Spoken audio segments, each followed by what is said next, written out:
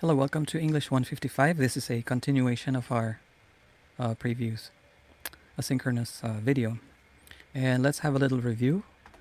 This time I'm going to share with you my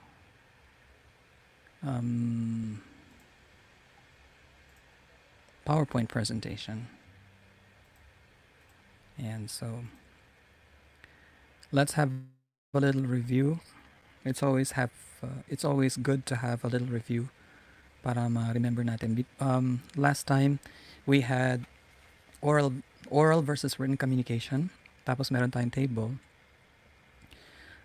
where we had 8 essential elements of communication. Hanggang feedback yata natapos natin. So here we have yung source. Tapos after that, meron tayong receiver. And these are all self-explanatory, diba? You know this already. Siguro meron kayong purposive communication subject before. Then alam nyo rin yung message. We had definitions, oral application, written application. We have channel, yung dinadaanan ng message, right? Meron din noise doon. And of course, merong feedback. And then, ito yung sa environment, environment. The environment is the physical atmosphere where communication occurs. Kung saan siya sa canteen ba siya, sa ilalim ng punong mangga, sa library ba, sa bahay, you know. Tapos yung oral application natin dito is, yung example natin, si Heather is traveling by train on a business trip when she receives Jay's phone call. Ayan. Tapos yung written application naman, Heather is at her desk when she receives Jay's email. Ayan. So na-imagine nyo yung situation. So environment yung place lang kung saan yung communication happening. Context naman, the context involves the psychological expectations of the source and receiver. Psychological expectations kasi maraming naka-attach sa message. Kung bakit siya pinuduce, para kanino siya, kailan siya pinuduce, anong purpose niya, ano yung situation wherein this particular message is in. So, kino-consider natin yun. So, that's what we are actually thinking about when we say context, no? So, yung oral application natin dito, Heather expects Jay to send an email with the call-in information for the call. Jay expects to do so, and ginawa niya nga. And then, Heather expects Jay to dial and connect the call.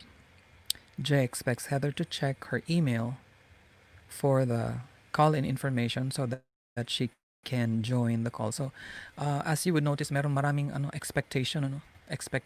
Kaya nga nasabi natin sa definition dito, expectations of the source, yung pinagmula ng message, at saka expectations din ng receiver. Kasi pag pareho kayong nagkakaintindihan kung saan ginagamit yung message, or I mean kung ano yung konteksto ng message, then you have mutual expectations. Kung paano mo siya maintindihan yung message, ganun din siya maintindihan ng receiver mo. Okay, but sometimes there are misinterpretations and variations sa meaning kasi yung message laging na dumadaan siya sa tinatawag nating channel, right? Like we explained before. Pag ang channel, for example, ay merong noise or distraction, maaring ma-distort ang message, maaring hindi makarating ng malinaw sa receiver. So ganun ang klase ng situation na pinag-uusapan natin. Kahit naman sa electronic, like let's say email, no? Magpapadala ka ng, for example, email na merong attachment na picture or di kaya image.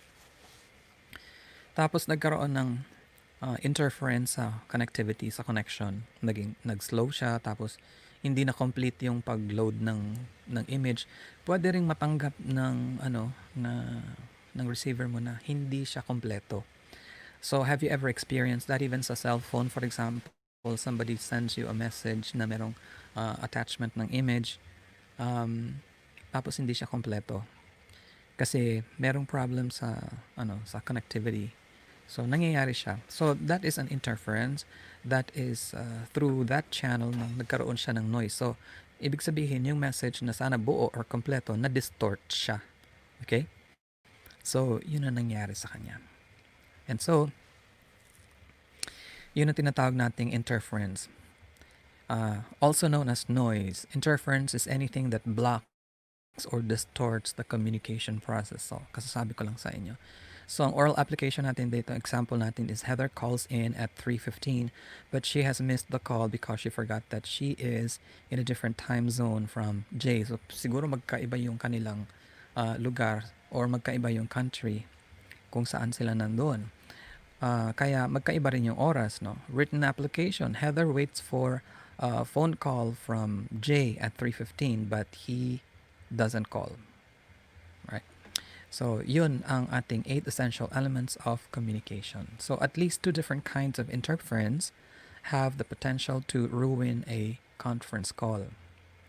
And the interference can exist regardless of whether communication to plan the call is oral or written. So, kung intindihin natin dito, meron daw dalawang klase ng interference na pwedeng sumira sa conference call ninyo. And yung interference na yan can exist regardless of whether yung communication to plan a call is oral or written. Regardless yun, ibig sabihin, kay oral yan, kay written yan, yung interference na yun pwede mangyari. Try switching the context and interference. Examples from oral or to written, and you will see that mismatched expectations and time zone confusion can be observed or can happen by phone or by email. So, try nyo nga ito, isi-switch ninyo yan. Makikita nyo yung merong mismatched expectations. While this example has an unfavorable outcome, it points out a way in which oral and written communication processes are similar. Yan. Ngayon, excuse me. Meron tayong tinatawag na verbal communication and non-verbal communication. Ito na yung last part niya, right? Another way in which oral and written communication, written forms of communication are similar is that they can be divided dito sa verbal communication at saka yung isa naman is non-verbal communication. So itong dalawang yung categories, no? Verbal at saka non-verbal. And when we say verbal communication, involved dito yung words na sinasabi mo talaga at saka yung non-verbal communication naman is how you say them, like using the tone of your voice, your facial expressions. So basically itong verbal, yung words na ginagamit mo, yung words na sinasabi mo talaga. Ganun. Tapos, yung non-verbal naman involves yung the way you say them. So that is including your tone of voice. Pag sinabi mong tone of voice, ano ba siya? Polite or impolite ba siya? Tapos your facial expressions, of course, kasi they add meanings to what you say, di ba? Sometimes meron kang sasabihin na, imagine mo na lang, for example, you would say something negative, pero at the same time, kumikindat ka. So, it could be interpreted in a different way, di ba? So, siguro nagjo-joke ka lang or meron siyang ibang meaning. So, nakaka-add ng meaning yung facial expression. So, that is also one way of being an effective communicator. Minsan nakakalimutan natin yan na yung ating body language, yung body language natin, yung facial expressions, yung hand gestures natin, yung hand movements, etc. ay pwede natin gamitin to become more effective communicator, no? Para ma-put across natin kung ano yung mga ideas na sinasabi natin sa ibang tao. Body language and so forth. Ano pa ba? Written communication also involves yung verbal na tinatawag natin na verbal at saka non-verbal dimensions. Pag sinabing natin ganun, yung words na pinipili mo, yun yung verbal dimension. So basically, parang ano lang ito, parang corollary lang or support lang sa in-explain ko kanina, no? Tapos yung kung paano mo pinaportray or din-display yung mga words na yon, yun ang tinatawag na non-verbal dimension. which can include the medium. Pag sinabi nating medium, like email or pwede ring printed document, no? Print out sa, sa computer, printer, no? Yung typeface or yung font, no? Um, Dati kasi mas ginagamit yung word na typeface, ngayon font na. Mas maraming nakakaintindi ng word na font, no? Or yung appearance ng signature sa letter, ganun. So, um, sa ganitong, ano ba tawag doon? Usapin, in this sense, no? Oral and written communication are similar. Doon sila nagiging similar in their approach. Even if they are quite different sa kanilang application, right? The written word allows for a dynamic communication process between let's say the sender and the receiver, or the source of the message and the receiver. If the source of the message is a speaker, of course, the receiver would be the listener. And if the sender of the message is a writer, then the audience or the receiver is, of course, expected to be a reader, diba? So, mayroong sender, mayroong receiver. But it is often asynchronous. Alam niyo natin ito yung asynchronous kung ano ibig sabihin niya. Meaning that it occurs at different times. So, yan, ito yung asynchronous dito, it occurs at different times. Like for example, yung ating video, ito, recorded video na ito, ay nirecord ko ngayong Sunday. Pwede niyo naman panoorin siya ng Monday, Tuesday, Wednesday, or any day, no? Ganon. So, merong flexibility sa time. Pagdating sa oras, may flexibility tayo dito sa asynchronous. Compared sa synchronous na face-to-face, merong immediate feedback pagka nagko-communicate ka. Nandyan ka agad yung answer, yung response, yung reply, yung feedback, no? So, when we communicate face-to-face, we get immediate feedback. But yung written words naman stand in place of that interpersonal interaction na wala sa atin ng immediate response. Since most of the time sa asynchronous, hindi tayo physically present when someone reads what we have written. Importante na ma-anticipate natin yung reader's needs, yung interpretation, and yung kanilang posibleng response sa ating written messages. Ganon, right? So, for example, you are asked na magsulat ng isang message na sinasabi mo sa clients mo. May sinasabi ka sa clients mo about a new product or siguro let's say service ng iyong company na you're about to offer, no? Now, if you are speaking to one of them in a relaxed environment, for example, over a coffee siguro, paano mo siya sasabihin? Ano yung mga words na pipiliin mo o na magde-describe ng iyong product or service na ino-offer sa kanila? And paano siya magkakaroon ng magandang epekto sa iyong clients, no? So, as a business communicator, you must focus on the words na ginagamit mo and kung paano mo sila ginagamit. Alright, so you focus on the words that you use and also you focus on how you use them. So, pakitandaan yung dalawang yun.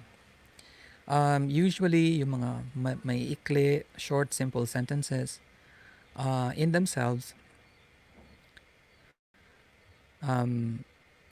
composed of words also communicate a business style. Kasi sabi nga natin, simplicity is beauty, parang ganun, no? Pagka business communication kasi hindi masyadong magarbo yung expression. This is not literary art. We are direct to the point. Tsaka gusto natin mabilis yung yung nangyayari. For example, sasabihin mo yung isang idea, kuha ka agad. tapos meron ka agad response. Ganun yung sa business world, no? Kasi ano siya, time is precious. Time is gold. Ganun.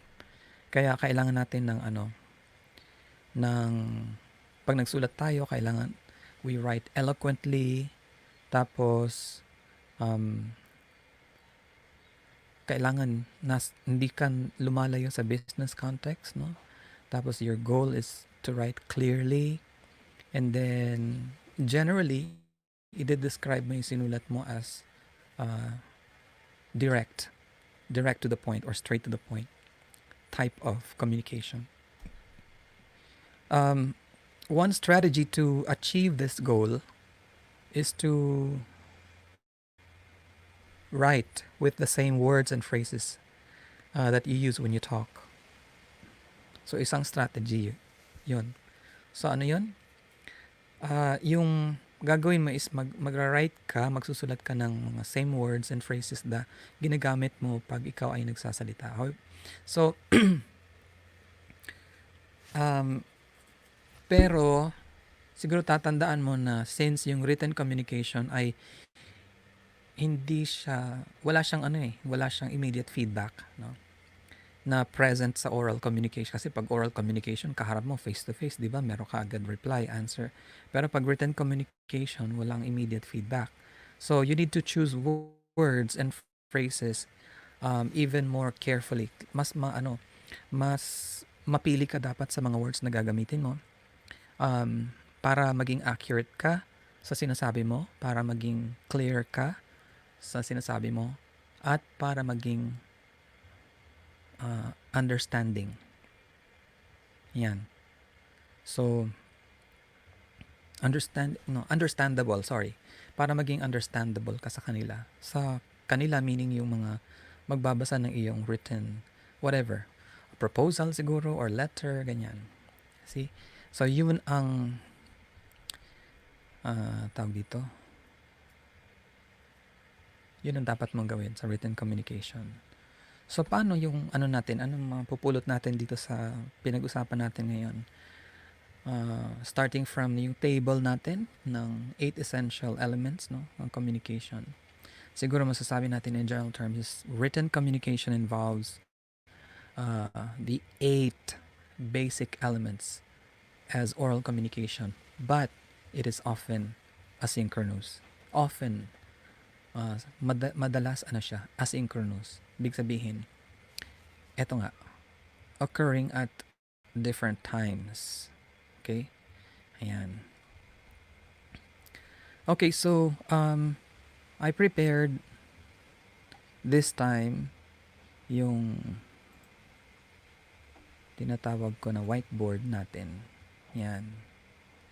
So, in this case, siguro from now on until the end of the semester, ay ganito na lang yung presentation ko sa inyo para you can parang ride along with the PowerPoint presentation. Tsaka para buo, tsaka may flow talaga yung halimbawa ngayon nanonood ka, masusundan mo yung flow, right? And that is also to make sure that you are really learning, no? Kasi kung hindi ka makikinig, you will not be able to learn. So, for the most part, I want you to really listen to what I am saying kasi halos ng sasabihin ko, yun naman yung magiging laman ng assessments natin sa quizzes, sa assignments, lalo na sa major examinations at pagdating din sa recitation. Okay, so ngayon pag-uusapan natin how writing is learned. Paano ba natututunan ang writing? Okay? So, kailangan ma-explain natin kung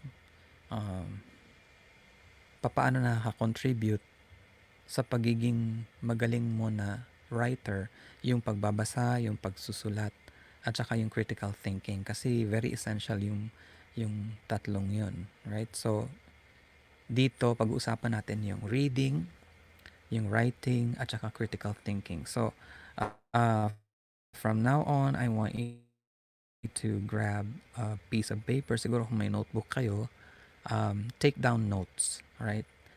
And then make an outline. Tapos, at the same time, ako gagawa rin ako ng outline dito, and then whatever I'm explaining, siguro bawat line or bawat point, um, isulat ninyo kung ano yung mga important keywords na maalala ninyo para maintindihan yung ating lecture. At syempre, for review purposes na rin. Okay? So just make sure na maintindihan ninyo kung ano yung susulatin.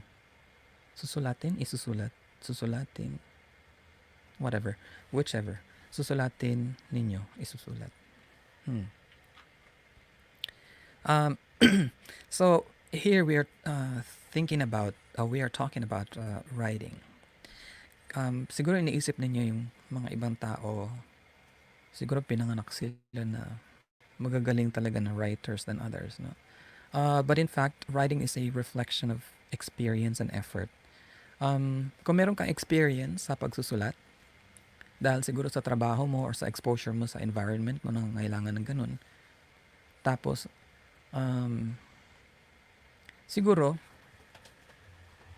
ngayon magaling kang writer. I mean, meron kang skill kasi natutunan naman yung skill ng pagsulat, 'di ba? At saka isa pa, sa writing kasi kailangan ng effort. Pagka hindi ka nag-effort, then you will not improve your writing skills. You will not be able to write effectively. Meron kasi yung mga tao nga na sinasabi natin na naturally born to write, and there are those who are naturally born to speak, no, or to talk before a large body of audience, for example. So magkakaiba yung mga tao. If you think about your successes as a writer, you may come up with a couple of your favorite authors, siguro yung books, or siguro teachers na nag-inspire sa you to express yourself. Sila yung parang magiging motivation mo and inspiration mo. Parang nandiyan sila yung feeling mo nandiyan sila lagi sa tabi mo na pagka nagsusulat ka, ito yung nagpo-push sa iyo to write something. Dapat meron kang ganun eh. Kasi kung walang ganun, you may think na corny, you may think na it's useless, pero it does have a great impact. At saka malaki yung nagagawa niya sa isang writer. Oo. Kasi mostly na mga tao na kilala ko na nag-improve sa writing at bumalik sa akin para kausapin ako at magpasalamat sa mga sinabi ko sa kanila. Lahat ng kwento nila halos meron silang isang author ng libro or may particular book na naka-inspire sa kanila, or may particular na tao, siguro pamilya, miyembro, or teacher na na-inspire sila na ganun. And they're all successful in their field. Oo. So kailangan talaga so that means it goes to show na importante at na nangyayari talaga yun sa tao. Kailangan meron kang motivation. Merong driving force behind you para mag-move forward ka. Siguro pwede rin na you may also recall experiences in the past. Siguro sense of frustration mo with your previous writing experiences. Normal lang yun. At saka natural lang na ma-experience natin yung mga frustrations, at saka yung inability natin na maka-express ng sarili natin. Pero yung emphasis natin dito is yung perception. Kung paano yung perception mo ng iyong sarili as a writer.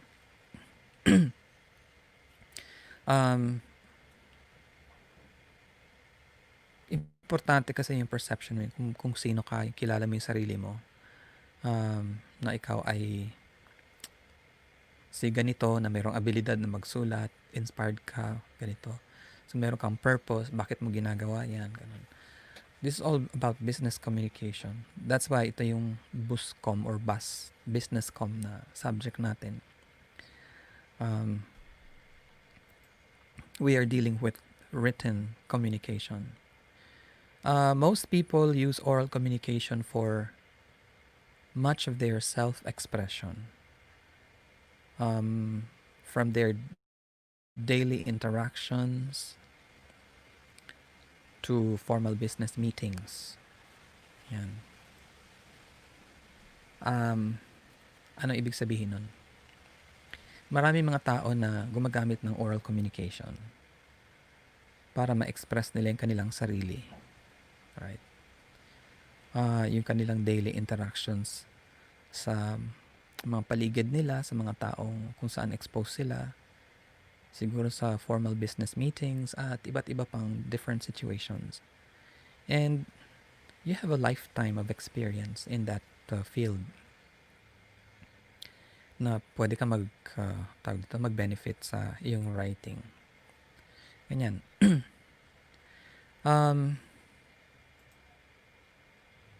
Siguro magandang bigay na example yung reading out loud what you have written. So read out loud what you have written. Ito yung pwede mong gawin na maging positive technique para maano mo yung sarili mo, ma-boost mo yung sarili mo, ma-push mo yung sarili mo to go on with writing. Kasi nga, yung pinag-uusapan natin dito is how you learn writing. Pero before you learn writing, kailangan meron kang inspiration, may motivation ka, something that pushes you forward to do it. Kailangan mo to sa field mo kasi. Ganun. Lalo na sa yung sinabi natin na, yung kinover natin na mga writing application letters, ganyan, cover letters, yan. At hindi lang yan, pagka ikaw ay involved na sa company matters dahil ikaw ay isang empleyado or o di kaya meron kang position in that particular company you're working for, pwede rin na susulat ka ng ibang types of letter or communication letters or business correspondence, no? Claims letters, complaint letter, request letter, ganyan. So, nasa field mo talaga yung writing. Ano pa ba pwede natin sabihin dito before yung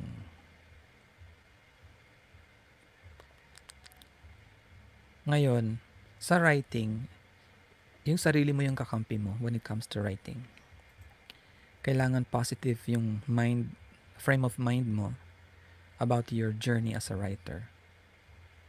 Tsaka, your attitude towards writing can and does influence your written products. Yung output yung written output mo. So, sulat natin dito, you are your best ally, kakampi in writing. So, sa sentence na yan, kailangan natin isipin na we have to keep a positive mind frame. Yan. Positive mind frame. So, pagka ganyan, importante talaga yung attitude natin pagka tayo ay susulat. If you want to be successful in writing. Yan. Ba't ba natin pinag-aaralan itong writing? Writing is communication. And our course is business communication. Diba? You can use this in your business. Communication.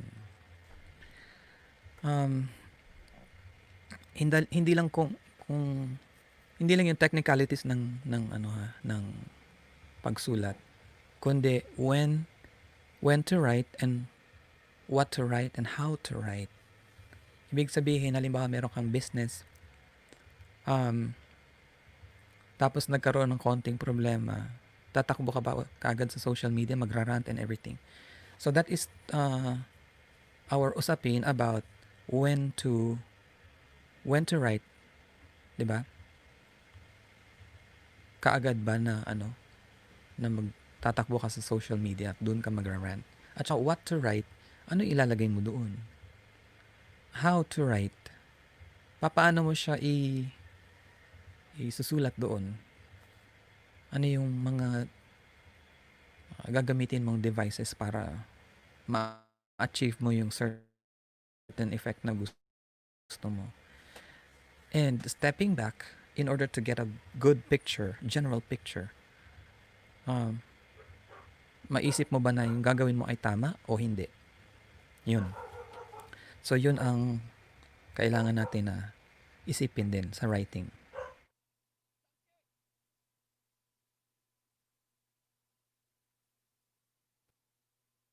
Okay. Nawala ako konti kasi I just pacified the dog. Ingay kasi. Sorry about that. So yung even if writing has been a challenge for you, mahirap yung writing sa iyo. The fact that you are reading sentences sa Facebook, reading sentences sa mga libro, textbooks, ganyan, sa Wattpad and Twitter, kahit saan pa, no? Ibig sabihin, you are perceiving the importance of this essential skill. And it will help you improve your writing and also your positive attitude. Is also part of your success strategy.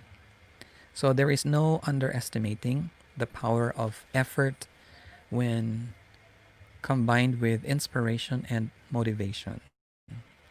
So meron tayong combination of inspiration and motivation. Kaya yan yung kanina ko pa sinasabi sa inyo. Ngayon, ang tanong, paano ka ma-inspire at saka paano ka ma-motivate, ganon. Yun ang hahanapin natin talaga. Right? So, next, hindi ka naman pinanganak na na meron kang keypad sa harapan mo. But whenever you want to share something with your friends and text them, the words that you use or yung mga abbreviations na ginagamit mo, lumalabas lang yan naturally. They come out naturally, di ba? So in that case, you recognize that you have the skills necessary to begin the process of improving and furthering your writing abilities in order to be successful sa iyong business, no? It will take time, tsaka a lot of effort din on your part. Pero you don't need to lose sight. Tsaka yung iyong skillful ability to craft words, kailangan yan maintindihan mo na they will be your significant difference. They will make a significant difference in your career. So dito sa writing, underwriting, much of what we have discussed is yung kung ano yung mga ingredients na kailangan mo para maging successful maging successful writer ka, business writer, or communicator for that matter, as far as writing is concerned, no? So it deals much about your attitude, it deals much about how you act, how you think, what you write, how you write it, what inspires you, ano ang nagmo-motivate sa iyo. Gaya ng sabi ko kanina, importante na magkaroon ka ng parang guide, like for example, or booster, I would say. Siguro booster mas magandang term. Like yung mga author nga na sinabi ko, no? Authors, mga teachers na naka-inspire sa iyo, classmates mo, di kaya mga experiences na pagka naalala mo yun, parang eto ba yung nagtutulak sa iyo na magsulat ka? At kailangan na i-express mo ng tama yung sarili mo. This is not writing for the sake of writing. You're writing for a specific purpose. Importante yun. Okay, so that's about writing. We now go to the next one, which is reading. Ayan. So, ibaba natin ng konti para magkahiwalay sila. Ganda yung ating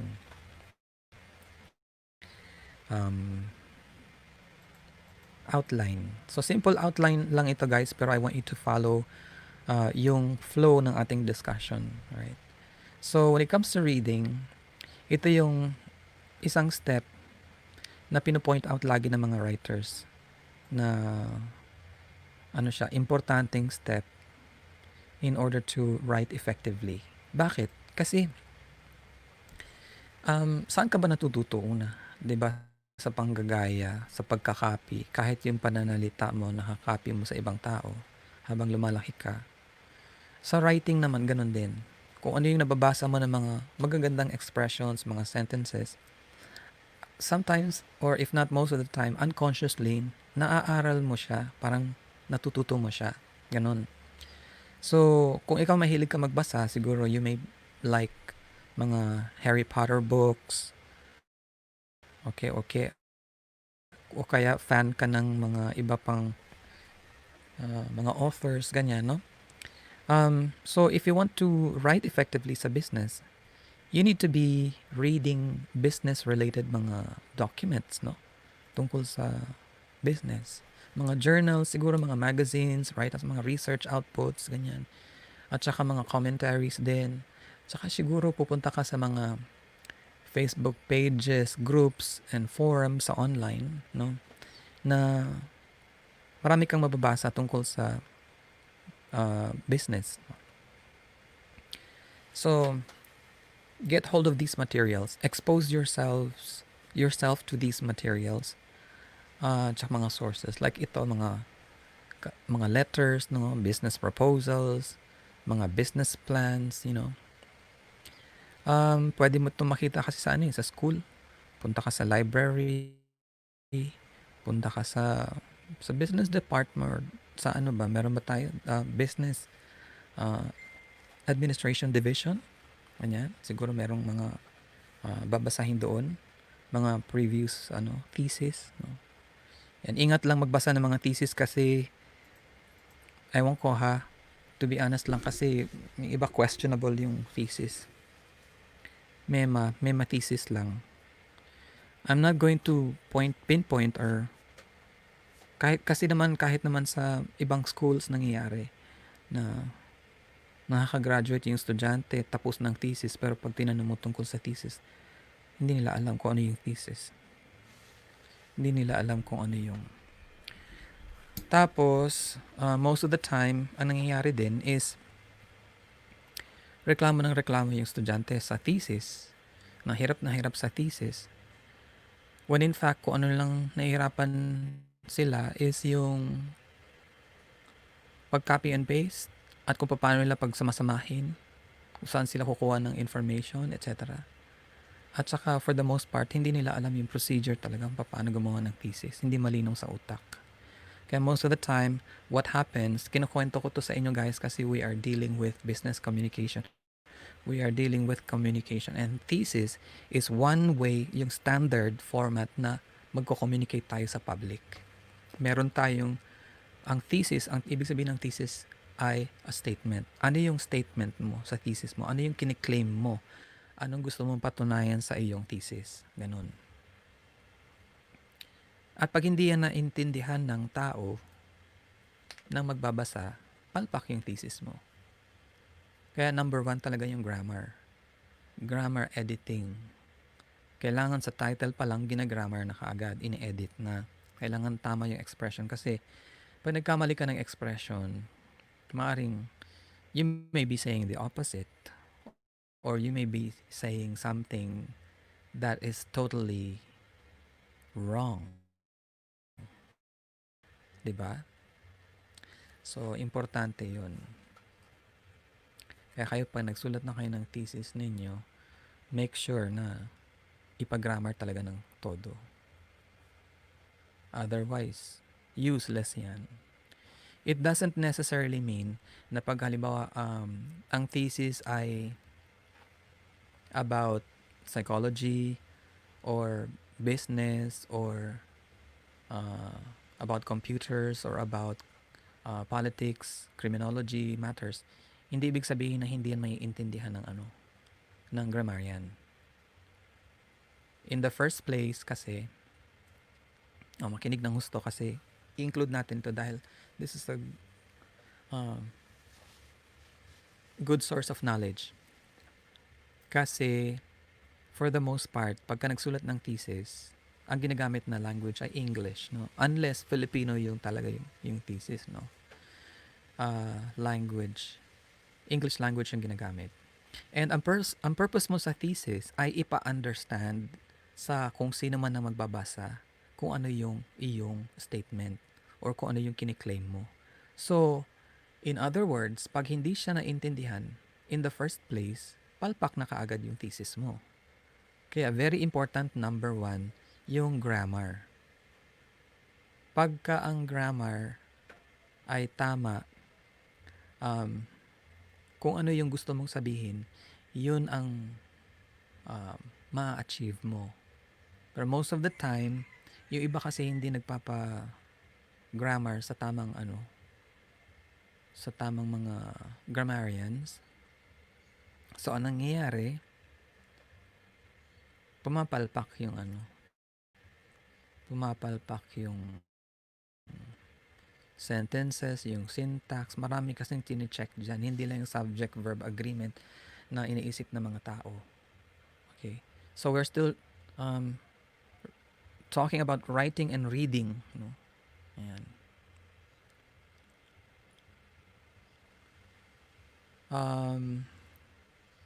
Importante talaga yung grammar. Ang grammarian, hindi siya magbabago ng content. Hindi babaguhin ng content. Hindi maiiba ang content. Never. Kasi ang chine-check lang dyan, ang ginagawa ng grammarian is tinutulungan kayo as researchers kung paano yung tamang expression, kung paano nyo sasabihin ito or sasabihin yon. Ganon. Hindi yung babaguhin ng grammarian yung content. Hindi pwede yun. So, editing pa lang ng grammar ay mahirap na talaga, sakit sa ulo kasi magdamagan talaga ito. Maghapon, magdamag. From cover to cover. Every page, page to page, paragraph to paragraph, sentence to sentence, lahat kin-check ng grammarian yan. And sa lahat ng mga, sa panel and lahat ng mga involved sa thesis, other than the students or the researchers themselves, yung grammarian ang pinakabugbog. Kasi from the very first page until the last page, tinatrabaho ng yung grammarian. And sa Communication Arts Division, walang thesis na hindi maiintindihan ng mga grammarians as long as it is written in English. English yung ginagamit eh. So, hindi mo pwedeng sabihin na ito nursing, mga nursing kami, nursing students kami, so kami lang naman nagkakaintindihan nito. No. That's not the purpose of a thesis.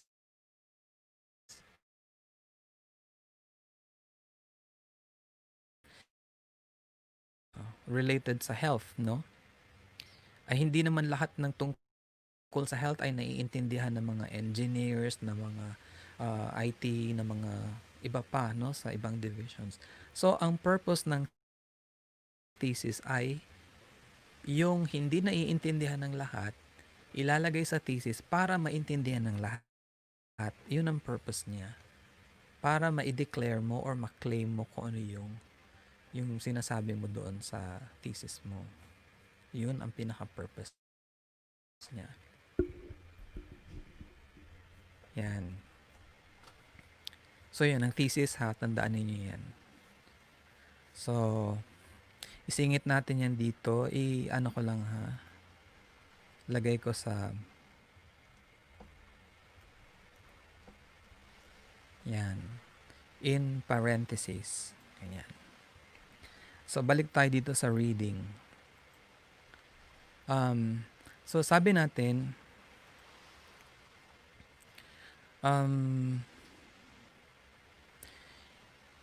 pagka meron kang mga opportunities na magbasa ng mga reading materials, mga publications sa industry, especially publications where you plan to work, publications ng mga companies where you plan to work rather. Um, mas maganda yung magbabasa ka ng ganun. Yun ang basahin mo para at least meron ka ng uh, one step one step ahead ka na kagad. Alam mo na kagad kung ano yung ma-expect mo pagka nandun ka na. Let's say successful ka na by reading publications in fields other than your chosen one. Pwede rin yun. Often reading outside your field or your specialization can also enhance your versatility. Ibig sabihin mas nagiging flexible ka pa. And ito magtuturo sa iyo how to, you know, how you learn from other people. Tapos, matututunan mo rin kung paano yung other people ine-express nila yung kanilang sarili, yung kanilang concepts. So, nakaka-add dito sa flexibility. Ibig sabihin, hindi limited yung knowledge mo sa pag-express ng iyong tawag dito, ng iyong concepts, ganun. Alright? So, in other words, ano ba yung gusto nating sabihin dito? So, isulat natin kailangan you read publications, journals, materials,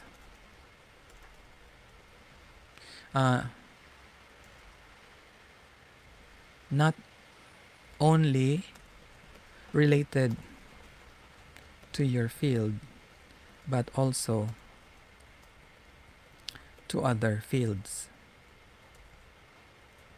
Tapos, isa pa pwede mong gawin dyan is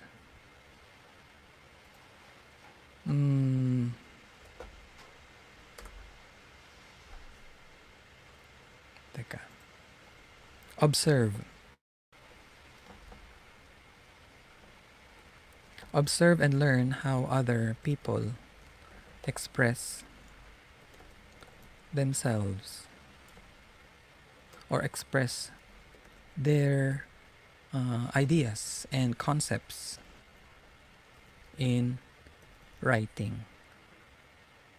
Ito, gagawin mo ito para ma-achieve mo yung flexibility. Yung term na ginamit natin dito ay versatility. Yan. Other people, itong other people na to referring to from other fields, no? Yan. Kasi syempre kung mas marami kang alam, mas flexible ka. 'Di ba? Mas marami kang pwedeng isulat. Ganun. Mas marami kang pwedeng i-express at saka mas marami kang options kung paano mo siya i-express. Hindi lang yung magiging monotonous ka or redundant sa iyong expressions. Isa lang yung alam mong term na gagamitin para mag-refer sa particular thing, no? As we know, sa language naman may mga synonyms, may mga antonyms. Katulad na lang for example ng word na small. Hindi laging small ang gagamitin mo. So, to achieve variety, importante din yun para hindi ma-bore yung reader mo at saka ma-hold mo yung attention nila. So, ano ba yung mga synonyms ng small? For example, tiny, tapos pwede ring little, pwedeng minute, pwedeng what else? Microscopic, infinitesimal, marami pang iba. Kung ikaw ay rich ang vocabulary mo, madali ka lang makapagsulat. Kaya lang, ang kulang sa atin is yung sa pag-improve ng ating writing skills. Importante yun kasi. Neglect general media. Like in business section ng yung local newspaper, yung national publications, no? Yan. So, ito yun, yung sa una, no? Yan. Huwag natin kalimutan yung mga publications. Kasi marami dyang published materials na importante mapagkukunan ng mga impormasyon. And reading is one of the most useful lifelong read. But, piliin mo kung ano yung babasahin mo. Make sure na yung binabasa mo ay hindi nag-aaksaya ng iyong panahon. Okay? So, lagay natin dito, develop the habit of reading. Tapos, hiwalay natin kasi importante ito. Choose what you read. Ganyan. Bakit? Tatanong ko ito sa exam. Bakit choose what you read? Ayan. Kailangan na hindi so parang as a reminder dito lalagay natin time is precious. Okay? Yan. Time is precious. Bakit? Ba't ilagay natin yung time is precious? Kasi pagka nagbabasa ka, kailangan kung ano yung binabasa mo, hindi niya sinasayang yung panahon mo. How is that going to be? Pag nagbabasa ka, ask yourself, meron ba akong nakukuhang importante dito? Beneficial ba ito sa akin? Ano yung mabe-benefit ko from out of doing this? Practical ba siya? Ganun. Pwede nating pwede tayong mag-read for pleasure. So, ang tawag natin doon ay extensive reading, di ba? Extensive reading. So, this is reading for pleasure. Binabasa mo yung isang nakasulat, kwento ba yan, post ba yan, whatever ganyan. Kasi gusto mo siyang basahin at nag-i-enjoy ka ng pagbabasa nun. Nagbabasa ka ng pocket books, nagbabasa ka ng mga reading materials na you are interested in. So, that is extensive reading. Intensive reading naman, on the other hand, is different. Yan. Intensive reading, kasi kailangan mong kumuha talaga ng information. And syempre, as you know, pagka makakuha ka ng information, you can add it to your knowledge. Na-enhance yung knowledge, no? And perhaps pagka nag-practice ka ng practice, ma-enhance din yung skills mo. Right? So, there's a big difference between the two. So, make sure na ikaw ay beneficial. Yung iyong binabasa ay beneficial. Ibig sabihin, meron ka makukuha talaga. Kung ang binabasa mo, puro chismis, ano mo makukuha mo? Gets my point. Gets mo yung point ko. Yun, di ba? Kung ang binabasa mo ay puro rant, no? Kung ang binabasa mo ay tungkol sa buhay ni Tekla at saka ni Michelle, ano mapapala mo? Right? Ano ba bakit? What is your reason for wasting your time? Di ba? Ngayon, siguro for a certain period of time na ma-entertain mo yung sarili mo, makapag-relax para maalis yung stress. Okay lang siguro. Pero kung susundan mo pa siya hanggang sa dulo-dulo and everything, na hindi mo napapansin, ikaw pala ay nadideceive na nitong trend na ito, yung fever na tinatawag or yung flow, na nadadala ka ng sobrang lakas ng agos, hindi mo napapansin. Malayo na yung narating mo. Marami ka nang nasayang na oras. Right? So, isa yan sa mga kailangan na pinag-uusapan sa when it comes to reading. Right? Let's go naman sa academics. In the real world, when you are under a deadline and you need to really produce yung mga output, no? You will be rushed and you may not have adequate time to read a particular assignment, for example. Lalo na sa school. Pagka may mga reading tasks ka. Diba? Read chapters 1, 2, 3, blah, blah, blah. Review for the examination. Chapter 5, 6. Naku, masakit sa ulo. Right? Lalo na kung ikaw ay walang habit. Kaya nga dito, sabi natin, goes back to this. Yung habit of reading. We need to develop that. Yan. Hindi yan madidevelop kung hindi mo sisimulan at didisiplinahin yung sarili. Ganun at ganun ka pa rin hanggang sa ano, sa kailangan talagang sa umpisa matutunan mo siya, gano'n. Para din yang halimbawa, naggi-gym ka, nagbi-build ka ng muscles, gusto mo magkaroon ng magandang katawan, 'no. Sa umpisa mahirap, pero once na nakita mo na yung improvement, inspired ka na. Parang ayaw mong galawin yung ano, yung diet plan mo, ayaw mong masira yung iyong exercise routine kasi meron ka ng iniingatan na something precious, gano'n. So sa pag-aaral gano'n din. Um, develop the habit of reading, develop the habit of good listening, develop the habit of good writing. At pag na-develop mo 'yon, tuloy-tuloy na 'yon, aalagaan mo siya, eh. Gano'n siya pagka natutunan mo. Sa business gano'n din. Pag meron kang na-improve na business na you think na ito ay very ano, sellable at saka maraming tumaliling to people patronize your products, gano'n. Iingatan mo 'yon, 'di ba? So, it's only a matter of, getting started. How you start is very important. Ayun. Gawin ko itong full screen para mas lalong maintindihan at makita, no? Ayan, so beneficial siya. Kailangan kung ano yung binabasa natin. So for now, what you can do, take mo advantage yung mga business communication course na kung saan pwede mo i-explore yung mga common business documents na siguro na ipapasulat sa iyo o pwede kang mag-contribute, ganun.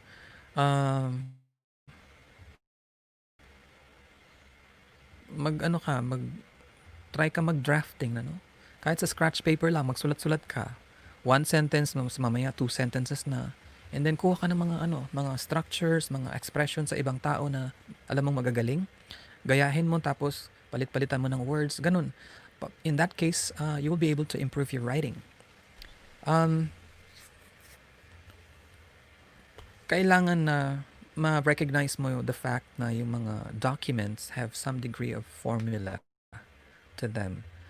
And your familiarity with them will reduce your preparation and production time while increasing your effectiveness.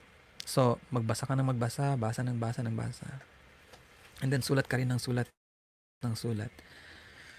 So, kanina sinabi natin ito yung gagawin natin sa writing. Ngayon, sinasabi natin ganito yung gagawin natin sa reading. So, magkasama sila lagi dapat.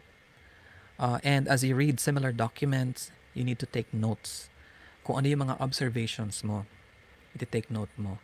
Tapos, magbasa ka ng mga sales letters, ganyan. So, lagay natin dito, read sales letters, etc. And then, what you are going to do is mag-observe ka ng mga sentence patterns. Sorry about that. Tapos, itong mga sentence patterns na ito yung gagamitin mo next time na ikaw naman yung mag-express ng iyong ideas, ganun. So, ito yung mga patterns na ito ay yung tinatawag nating conventions.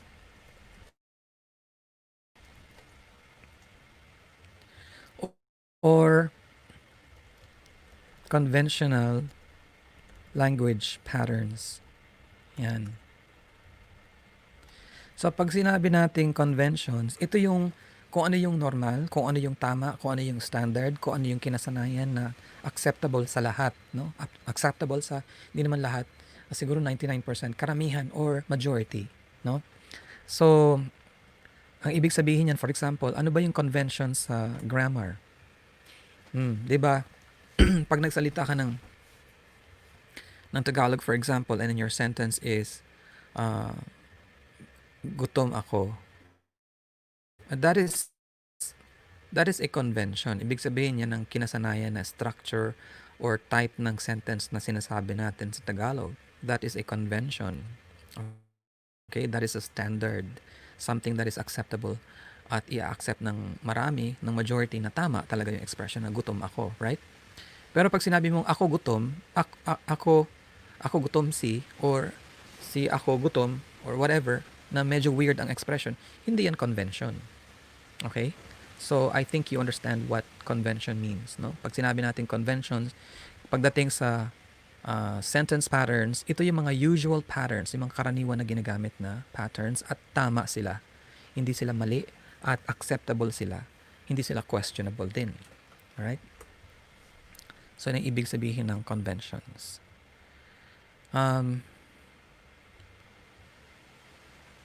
Going back to writing naman,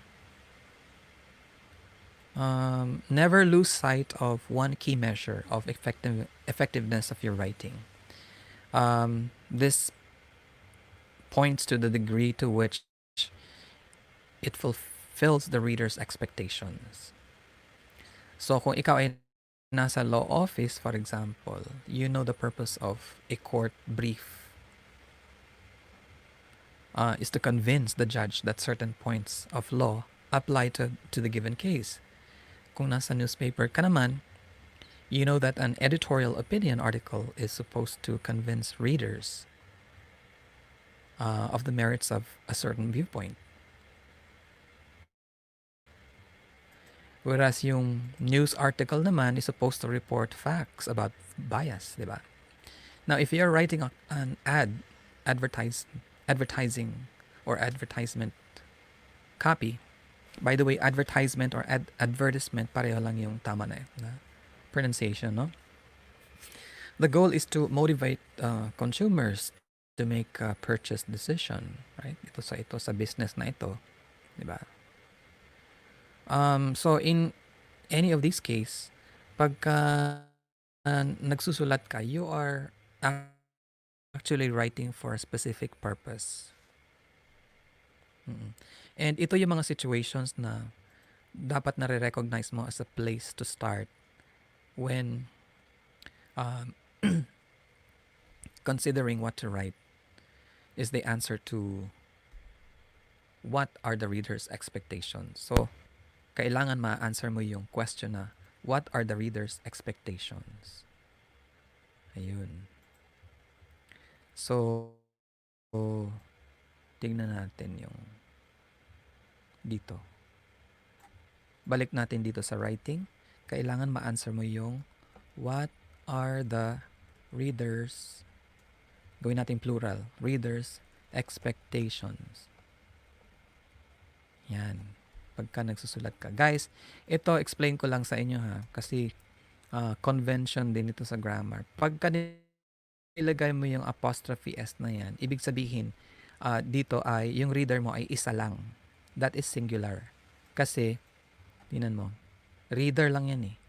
Reader. Isang reader lang siya tapos nag-apostrophe S ka. Whereas, pagka ginamit mo S bago ka naglagay ng apostrophe, ibig sabihin, you are referring to not only one reader but maraming readers.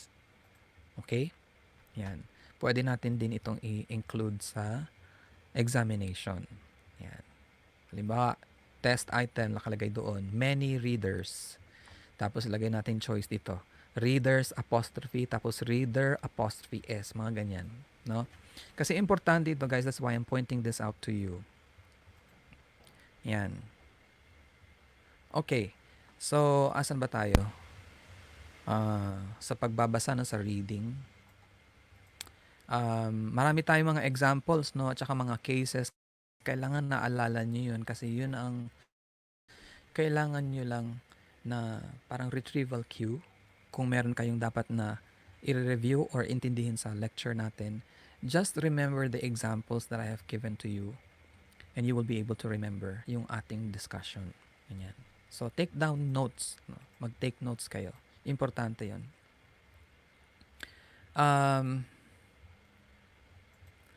When you are a junior member of a team, junior member ka ng isang team, you may be given clerical tasks like filing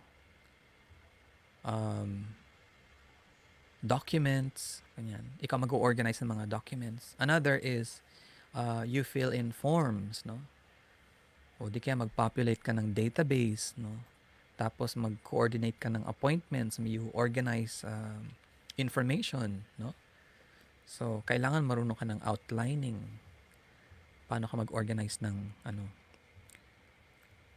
information. Uh, tanong ko lang guys, and I want you to point this out sa ating live session. Yung outlining at saka summarizing. Importante kasi itong outlining and summarizing. Hindi siya laging ginagamit ng estudyante when in fact, makakatulong talaga ito. Pag ikaw ay mayroong examinations, coming examinations, approaching na siya talaga, kailangan mo matutunan yung habit na mag-outline at saka mag-summarize. At pag nag-outline ka, marami namang outline formats na pwedeng gawin, ano? At saka mamamodify mo ito depending on what suits you best, no? Na maintindihan mo. So, pwede tayong gumamit ng alphanumeric, which means using the alphabets, yung letters of the alphabet, at saka yung numbers, no?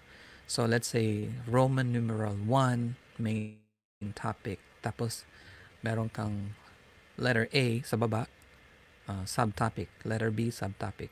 Tapos, after ng letter B, sa baba ng letter B, you have 1, 2, 3 again. So, in that case, pagka in-outline mo yon, yung isang, let's say, isang chapter in-outline mo, chapter ng libro, pagtingin mo pa lang doon sa outline mo, makikita mo na kagad yung kabuuan ng chapter. And that gives you a good picture of what you are reading. Yan. Tapos, ikaw gagawa ng summary. Kailangan mag-summarize ka. And if you're able to do this, pagdating ng examinations, ano lang yan, money lang. Piece of cake. Oo. Kasi for the most part, ang ginagawa ng estudyante, they read in order to memorize, which is not supposed to be the case. You have to read to understand. Yun ang purpose mo dapat. Understand lang. Kasi pag na-understand mo na, alam mo naman yung mga basic words, mga keywords, kahit baliktad mo, ibaliktad yan ng professor or kung sino man nagbibigay ng assessment, no, ay maintindihan mo pa rin. You will be able to answer the questions correctly. Ganun siya. Pero if you think you're not that type of person, then kailangan mo ng, as early as now, kailangan mo na ma-develop yung habit of reading and writing. Ganyan. Okay, so diretso tayo. Darating ang panahon na ma-assign sa inyo yung research, which involves a lot of reading. Hindi lang reading, guys. Mag-i-interview ka rin at magno-note take ka. Kasi pag hindi mo ito ginawa, wala kang maisusulat. Ang lalabas, copy and paste. Alright? Which pagdating ng grammar editing, pinapaulit sa estudyante. Kasi plagiarism yun. Oo, plagiarism yun. Diba? Kasalanan yun. So, kailangan i-embrace talaga natin yung writing for business. Kasi, ano siya, importante talaga. And your contribution is very important also in itself. Parang siyang on-the-job learning opportunity. Kaya kailangan matuto tayo magsulat, matuto tayo magbasa. Pag ikaw ay binigyan ng writing assignment, it is important to make sure that you understand what you are being asked to do. Ito yung pinaka-importante. You need to understand instructions. Maraming estudyante nagme-message sa akin sa Facebook Messenger. Punong-puno na yung Facebook Messenger ko na hindi ko na halos nababasa. Dahil the same questions from each and every student, no, na hindi nakaintindi ng instructions. I never give vague instructions. Hindi ako nagbibigay ng mga instructions na malabo. For the most part, talagang siya, in details. Kaya minsan napapahaba pa dahil gusto ko detalyado at wala akong iniiwan na something questionable. So, for the most part, gagamitan mo lang siya ng common sense. Ganon. Right? Most of the time, ang estudyante nagfe-fail. Remember guys, we are talking about reading, no? And we say, uulitin natin, eto, you have to read to understand, hindi to read to memorize. Okay? Or to read to remember and forget later on. Hindi ganun. Okay? So, kailangan, pagka nagbabasa tayo, we need to understand. Lalo na ng mga instructions. So, as I was saying, many students fail because they do not know how to follow instructions. Hindi marunong sumunod ng instructions. At kahit nandyan na yung sentence na simpleng sentence lang na pwede mo namang intindihin, tamad intindihin, itatanong pa ulit sa teacher. Ganun ang nangyayari. So parang walang challenge sa brain na i-exercise or stimulate yung gray matter para maintindihan yung instructions. Right? Very obvious na, for example, sa Edmodo isa-submit ang assignment. Itatanong pa, sir, sa sa Facebook po ba ipo-post or sa dito po ba sa Messenger po magsa-submit? See? Another thing is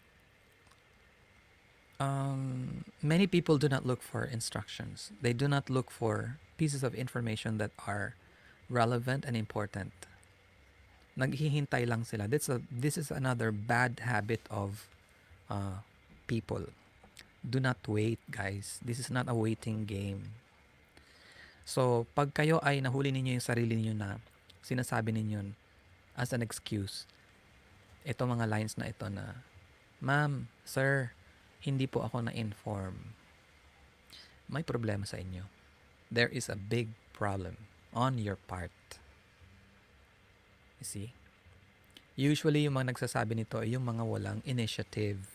Yan. Based on experience and years and years of observation, guys, ganito talaga. Pagka ang isang tao nagsabi, especially sa mga students, hindi sila na-inform. That means they're just sitting their asses and making them, sorry about the expression, making them hot while waiting for the information they need. Hindi. It's not a waiting game. You are enrolled in a course. You are supposed to get to know the details that you need, the pieces of information that you need. Meron ng ibang mga estudyante nga hindi nila alam kung kailan ang major examinations, kung saan isa-submit ito, kung anong gagawin sa ganun, blah blah blah. And that is because there's no initiative on their part to know. Walang initiative na ganun. Kailangan tayo ay magbabasa. Hahanapin natin yung piece of information that we need to know. And then we are going to write down in an organized fashion. Kailangan naka-organize yung notes natin para meron tayong reference. Pag hindi mo ginawa yan, that means you're not doing the right things. Kaya nahihirapan ng mga estudyante at maraming reklamo is because hindi sila organized. So, you are very lucky guys na meron tayong subject na ganito na nagtuturo sa atin kung paano tayo maging organized. And you will be successful only if you do it, if you practice yung mga habits at saka i-develop yung mga habits na sinabi natin dito.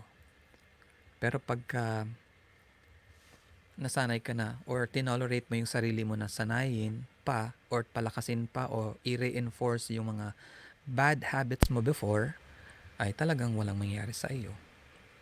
If it is your habit not to attend classes, if it is your habit to be silent and not really coordinate with your group mates or even with your professor, then walang mangyayari sa iyo. Yan. Lalo na pag sinabi mo, ang excuse mo ay busy. Never ever say that, guys, because pagka nag-enroll ka, ibig sabihin, priority mo yan. Nag-enroll ka kasi ready ka na mag-comply sa mga requirements. Ready ka mentally, physically, emotionally. Otherwise, huwag kang sumugod. Ganon. Para kang sumugod sa bagyo or tumawid ka sa kung saan man, no? Sa let's say sa sa tulay na alam mong delikado siya tapos hindi ka handa for whatever na pwede mangyari. 'Di ba? So, ganun din yan. So, it means, pag halimbawa naka-enroll ka sa isang course and you're telling yourself, hindi ako makakomply kasi busy ako. So, that means, in the first place, wala ka talagang panahon sa pag-aaral. That's the very obvious reason for that and nothing else. Ganon. 'Di ba? Pero kung gusto mo talaga mag-aral at matuto, priority mo yan, wala kang makakalimutan. Hindi mo makakalimutan talaga yan. So, the only thing na masasabi natin pag dating sa kalimot ng mga bagay is nakakalimutan natin yung mga bagay because they are not on top of our list. They are not our priority. Hindi sila importante. Ganon din yan. Ganon. Sige mo. Hindi. Because they are your priorities. Nasa top sila ng list mo. Diba? Kalimutan mong kumain. Kalimutan mong tawag dito, lumabas na bahay na, let's say, wala kang damit. 'Di ba? Kasi priority mo, kailangan may damit ka pag lumabas ka ng bahay, 'di ba? Otherwise, pag nakalimutan mo 'yan, sira ka na, 'di ba? So, ganun lang 'yan. The thing is, prioritizing. Importante dito. Sulat natin, prioritizing.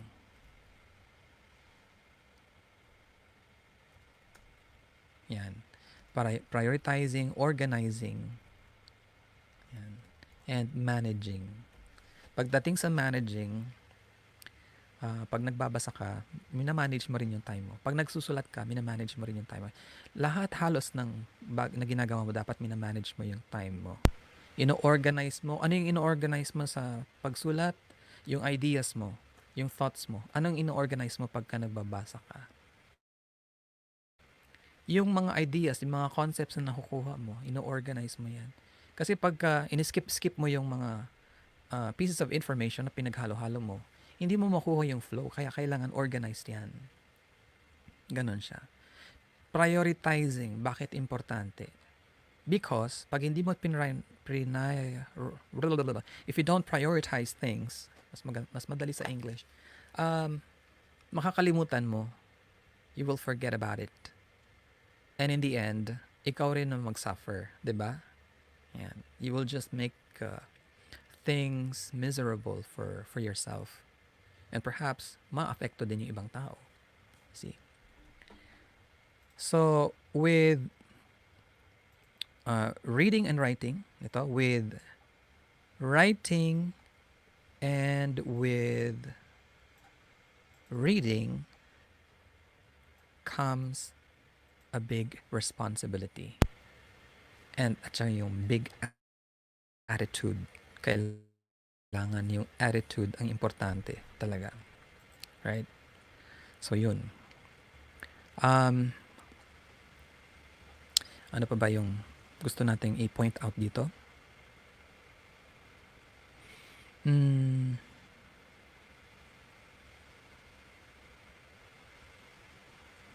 Pag nagsulat ka,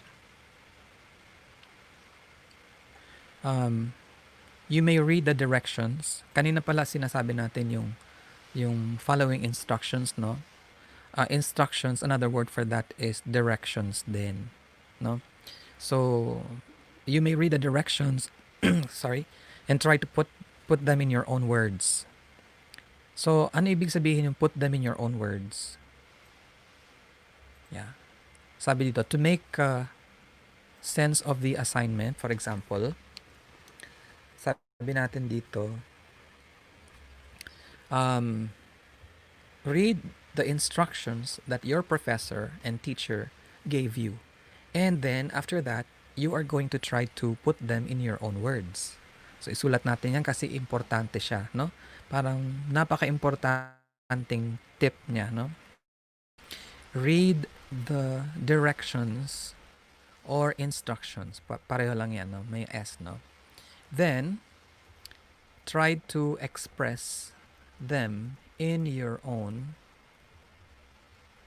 words. And the purpose of this is to make sense of the, for example, assignment. Binigyan ka ng assignment.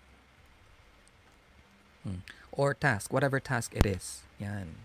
So, mas maiintindihan mo siya kung ito, anong gagawin mo? I-express mo sa sarili mong words. Kasi pag na-express mo sa sarili mong words, ibig sabihin yan, intinding-intindi mo siya. 'Di ba? Oh, sa ganito lang yan, guys. Look at the situation or analogy na ibibigay ko sa inyo.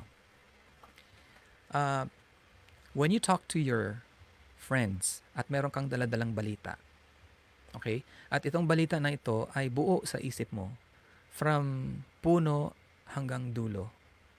Alright? And you are very confident, di ba, to tell this whole thing to your friend. And hindi ka naghihirap, hindi ka mahirap, you don't find it difficult to relate whatever it is that you would like to tell your friend, right? Kasi alam mo yung story. Big sabihin, intindi mo yung storya, right? Ganon siya.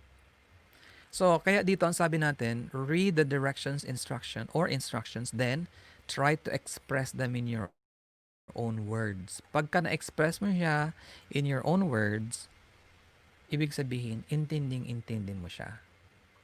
Kaya nga sabi natin, di ba, the best way to learn something is to teach that something, whatever it is, to another person. Pagka na-teach mo na siya, naturo mo na siya sa ibang tao, ibig sabihin, natutunan mo siya talaga ng todo. Ganon. Kaya, the best or classic example of this experience, no, na wonderful experience na kung sino ang merong mga wonderful experiences nito, ay yung mga teachers. Kasi, yung mga natutunan nila, nasasabi nila in their own words. Tapos, natuturo nila sa ibang tao. So they have deeper understanding. They have clear understanding of what it is that they are teaching. Ganon. So ganon din ang gagawin ng mga kayo, no, mga estudyante. Magbasa, tapos i-express nyo in your own words. Wag nyo sanayin yung sarili nyo na kopya ng kopya. Meron akong experience, hindi ko alam kung sa section na ito or sa isang section or sa isang subject na ang instructions ko ay never ever copy and paste text. Pero pag babasahin ko, hindi siya normal na English ng estudyanteng nagpasa ng kanyang sariling English expression. Hindi. Obvious na obvious, halatang halata. And when I checked, lalo na pag sinisipa kung talaga mag-check at mag-trace kung saan galing yung text, nalalaman ko siya. Word for word, verbatim talaga, kinopya. Kaya sabi ko, pagka meron tayong mga text production, mas gusto ko, na-appreciate ko yung galing talaga sa puso, yung galing sa sariling experience. Ganun. Kaya pagka meron dyan mga first person accounts, mga, let's say, I went to, we, blah, blah, blah, and my uncle, blah, blah. Yun, mas na-attract ako sa mga ganong outputs kesa yung the communication process and the business, blah, blah, blah is, wala tayong magawa dyan sa ganyan. It's very important to the blah, blah. Alam na natin yun.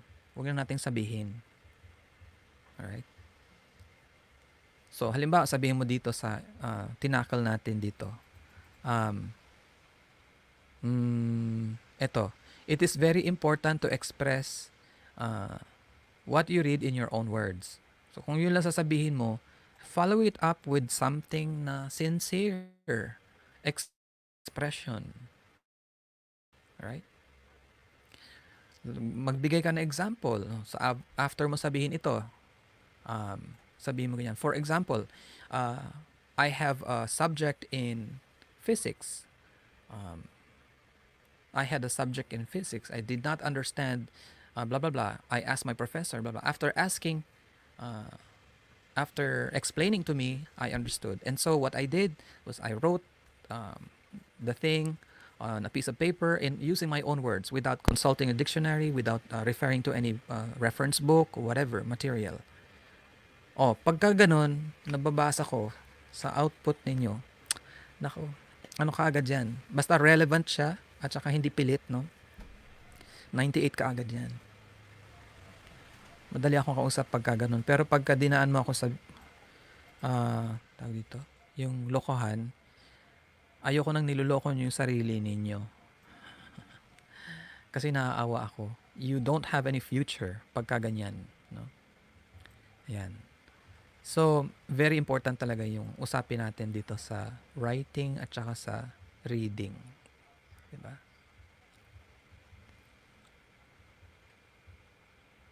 So, just as an audience's expectation should be part of your consideration of how, what, and why to write, the instructions given by your instruction or your instructor or your teacher, or in a work situation by your, for example, supervisor or maybe manager, nag-establish ito ng expectations. So, later on, malalaman na ng superior mo, ng instructor mo, ng teacher mo, or ng manager mo kung ikaw ay isang worker or employee, kung ano yung kanyang mga expectations sa iyo na kaya niyang gawin ito. Ito yung kanyang yung skills level niya ganito. So I trust him or I trust her ganyan. Just as you might ask a mentor more about a business writing assignment at work, you need to use the resources available to you to maximize your learning opportunity. So, importante yun. So, huwag mahihiya sa professor, especially sa school, no? Katulad ngayon nangyari. Ask the professor to clarify any points that you find confusing. Pero before doing that, please, i-tickle natin yung ating common sense, no? In trying to understand the directions or instructions bago tayo mag-ask ng question. Hindi lang yung basta isang passing lang na ganyan tapos hindi mo naintindihan. Tanong ka kaagad, no? So, ask your professor to clarify points na hindi masyadong malinaw or perceive more than one way or to interpret. Baka siguro meron dong statement na pwede mo siyang intindihin na ganito or pwede mo rin siyang intindihin na ganon. So, ano siya, ambiguous, kumbaga, sasabihin natin. Gagawin mo ito in order to better meet the expectations. Kasi kung hindi, magsasubmit ka ng output, hindi naman pala yun ang expectation ng professor mo. So, chances are, mababa yung score mo na ibibigay sa iyo, right? And before you write an opening paragraph or even the first sentence of the paragraph, remember to always consider the overall goal of the assignment. Ano ba talaga yung pinaka-goal ng assignment? Doon ka mag-stick. By the way, yung word na assignment can apply equally to a written product for class or for your employer. Kung ikaw halimbawa ay nagtatrabaho na. Yan. You might make a list of the main points and to see how those points may become the topic sentences in a series of paragraphs. Yan. So, kailangan gagawa ka ng listahan, no, ng mga main points. Kaya nang sabi ko kanina, outlining, no, making a list of main points. So, lagay natin dito, making a list of main points. This goes back to what we tackled kanina, yung outlining, di ba? Yan. And then, try to see how these points may become the topic sentences in a series of paragraphs. So, itong mga main points na ito, titignan mo sila, paano sila magiging topic sentences, no? Lagay natin yung topic sentences. Pag sinabi natin topic sentences, guys, research nyo rin, no? Para for additional understanding, kung hindi man maintindihan yung explanation natin dito, or siguro kulang or nabibitin kayo because we are restrained by time, no? Ang topic sentence ay, yung bawat paragraph may topic sentence. Kung ano yung, kung saan umiikot yung discussion mo, yun ang topic sentence mo. Yung topic sentence mo usually, um, na you can find that in a series of paragraphs. You may also give considerable thought to whether your word choice, yung tone mo, yung language mo, and what you want to say is aligned with with the understanding of your audience. So ang ibig sabihin niyan, um,